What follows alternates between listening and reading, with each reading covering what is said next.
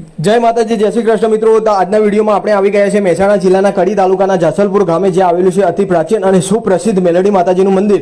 આ મંદિર મહેસાણાથી 30 કિલોમીટર, ગાંધીનગરથી 45 કિલોમીટર, અમદાવાદથી 55 કિલોમીટર અને કડીથી માત્ર 7 કિલોમીટરના અંતરે જાસલપુર ગામે આવેલું છે। તો ફાઇનલી આપણે આવી ગયા છે મંદિર પરિસરની સામે, જ્યાંથી મંદિર ખૂબ જ નયનરમ્ય લાગે છે। મિત્રો, આ માતાજી વિશે એવું કહેવામાં આવે છે કે આ માતાજી સૂર્યોદયની સાથે, એટલે કે સૂર્ય ઉગતાની સાથે આ વાવમાંથી પ્રગટ થયા હતા, તેથી તેમને ઉગતાઈ માતાજી તરીકે પણ ઓળખવામાં આવે છે।